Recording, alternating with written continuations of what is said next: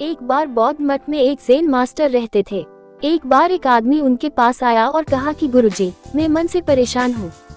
मेरे मन में हर समय कई विचार आते रहते हैं। कृपया मुझे इन विचारों को कम करने के लिए कुछ मंत्र दें। ज़ेन मास्टर ने उसकी ओर देखा और कहा, मेरे दोस्त, तुम हर दिन ध्यान करना शुरू कर दो। धीरे धीरे ध्यान करने से आपका मन शांत होने लगेगा। लेकिन उस आदमी ने कहा कि श्रीमान, कृपया मुझे ध्यान करने के लिए मत कहिए। मैं ध्यान नहीं कर सकता क्योंकि जब मैं ध्यान करने की कोशिश करता हूँ तो मेरे दिमाग में और भी विचार आने लगते हैं और ज्यादातर विचार नकारात्मक होते हैं जो मेरे दिमाग को और बेचैन कर देते हैं। ज़ेन मास्टर ने कहा कि चिंता मत करो बेटा, ये ध्यान के प्रारंभिक चरण में होता है, लेकिन धीरे धीरे ध्यान का अभ्यास करने से आपका मन शांत होने लगेगा।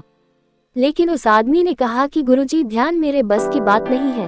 आप कृपया मुझे मेरे मन को शांत करने के लिए कोई मंत्र दें। ज़ेन मास्टर ने देखा कि यह आदमी इस तरह से समझने वाला नहीं है तो उसने कहा, ठीक है, अगर आप जिद करते हैं तो मैं आपको एक मंत्र देता हूँ जो आपके दिमाग को शांत कर सकता है। फिर मास्टर ने उसके कान में एक मंत्र फुसफुसाया और कहा कि आपको इस मंत्र को बैठकर जाप करना होगा अकेले, हर दिन। वह आदमी बहुत खुश हुआ और बोला, धन्यवाद गुरुजी, मैं इस मंत्र का प्रतिदिन जाप अवश्य करूँगा। जैसे ही वह जाने के लिए वापस मुड़ने वाला था, ज़ेन मास्टर ने कहा, लेकिन एक बात याद रखें कि इस मंत्र का जाप करते समय बंदर के बारे में न सोचें, अन्यथा मंत्र अप्रभावी हो जाएगा। उस आदमी ने कहा, गुरुजी, मैं बंदर के बारे में क्यों सोचूंगा? मैंने अपने पूरे जीवन में कभी बंदर के बारे में नहीं सोचा। आप इसकी चिंता न करें। और वह वहाँ से चला गया। खुशी खुशी घर वापस आया और मंत्र जपने बैठ गया। जैसे ही उसने मंत्र का जाप करना शुरू किया, उसे ज़ेन मास्टर के शब्द याद आए कि जब आप इस मंत्र का जाप करें तो बंदर के बारे में न सोचें। जैसे ही उसे गुरु की बातें याद आई, उसके दिमाग में बंदर की तस्वीरें आने लगी। वह बंदर के विचारों को नजरअंदाज करने की कोशिश करने लगा, लेकिन जितना ही उसने बंदरों को नजरअंदाज करने की कोशिश की उतने ही उसके दिमाग में बंदर आने लगे और कुछ समय बाद उसका दिमाग बंदरों से भर गया। उस आदमी ने सोचा कि ज़ेन मास्टर ने मुझे ये निर्देश क्यों दिया? अगर वह जानता था कि बंदर एक मुसीबत है तो उसे इसका उल्लेख नहीं करना चाहिए था। मेरे दिमाग में और कोई जानवर नहीं आ रहा है और बंदर नहीं जा रहे हैं। वह आदमी परेशान हो गया।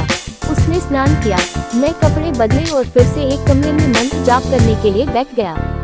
जैसे ही उसने अपनी आंखें बंद की, उसे बंदर दिखा। वह जहाँ भी देखता वे उसके चारों तरफ होते। वह रात को बंदरों को देखता, यहाँ तक कि वह अपने परिवार के सदस्यों के चेहरे में बंदरों को देखने लगा। आदमी पागल हो रहा था। वह जितना ही बंदरों को नजरअंदाज करने की कोशिश कर रहा था, उतने ही उसके दिमाग में बंदरों की बातें आ रही थी। सुबह तक वह लगभग पागल हो चुका था। अगली सुबह वह वापस ज़ेन मास्टर के पास दौड़ा और उन्हें सब कुछ बताया और कहा कि गुरुजी, आपने मुझे कैसा मंत्र दिया है? कल तक मैंने कभी बंदर के बारे में नहीं सोचा था और अब मेरा दिमाग पूरी तरह से बंदरों के विचारों से भर गया है और बंदर मुझे एक सेकंड के लिए भी नहीं छोड़ रहे हैं। कृपया मेरी मदद करें और मेरे दिमाग को इन बंदरों से मुक्त करें। ज़ेन मास्टर ने कहा, ठीक है, बस आराम करो और मंत्र पढ़ना बंद करो, कुछ मत करो। वह आदमी निश्चिंत होकर बैठ गया और मंत्र पढ़ना बंद कर दिया। उसे आश्चर्य हुआ कि अब बंदर का तो ख्याल ही नहीं रहा, सब कुछ सामान्य हो गया। तब ज़ेन मास्टर ने कहा कि मेरे दोस्त, मैं तुम्हें हमारे मन की प्रकृति के बारे में बताना चाहता था। कभी भी अपने मन से लड़ने की कोशिश मत करो। मन एक गति की तरह है, स्प्रिंग को जितना दबाओगे उतना उछलेगा। इसी तरह आप अपने मन को जितना दबाने की कोशिश करेंगे वह उतना ही मजबूत होता जाएगा।